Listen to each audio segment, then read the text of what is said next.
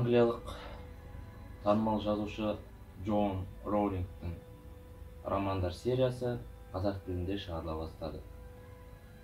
Енді модельдік балалар кітапханасының оқырмандары да Харри Поттер романын қазақ тілінде оқи алады. Харри Поттер мен пәлсапа тасы. Харри Поттер сериясының бірінші кітабы. Қынағаш көшесіндегі 4-ші үйде тұратын Харри Поттер Хогвартс сиқыршылар мектебі туралы өмірінде естіген емес. Бір күні оған сарғыш қағазға жасыл сиямен жазылған, күлгін мөр басылған хаттар топырлап келе бастайды.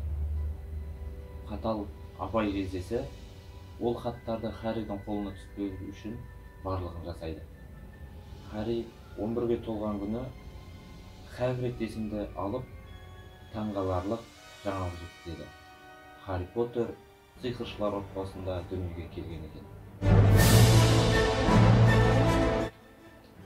Харри Поттер мен жасырын бөлме Харри Поттер сериясының екінші кітабы. Екінші кітапта оқырмандарға жақсы таныс есімдер Харри, Рон және Гермиона Хогвартс мектебінде беймәлім мұрагердің оқушыларға жасаған шабуылын зерттейді. Үй шаруасындағы Добби Харриға қауіпті жайттардың болатынын айтып ескертеді.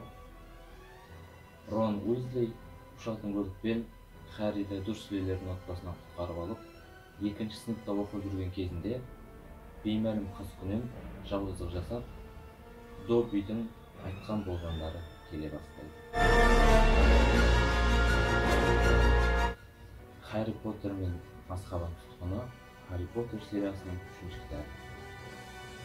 Кезбесері шамы жарқ етіп, Харридің алдынан шыға келгенде, Харри Хогвартс мектебіндегі тағы бір ерекше жылдың басынан өтетінін сезеді. Лорд Волдемортқа сатылған, талай адамды мерт қылған Сириус Блейк түрмеден қашып кетіпті. Оның көздегені енді Харри болады. Бірақ ең қорқыныштысы мектепте тұрған дементорлар болады. Олар сүйген адамның тірі қалғанынан адамның өлгенін қалайтын қара күш иелері. Харри Поттер мен от сауыт Харри Поттер сериясының 4-ші кітабы. Хогвартс сиқыршылар мектебінің чемпиондары осы оқу жылында 3 бірдей сынақтан өтуі тиіс. Олар кез келген қиындықты жеңу үшін Дамблдор сиқыршының айтқандарынан тәлім алуы керек. Харри Поттер сериясының қалған кітаптары оқырмандарға жол тауып, біздің оқырмандарды қуантады деген үміттеміз. Оқырмандармен әдебиет әлемі жасай берсін.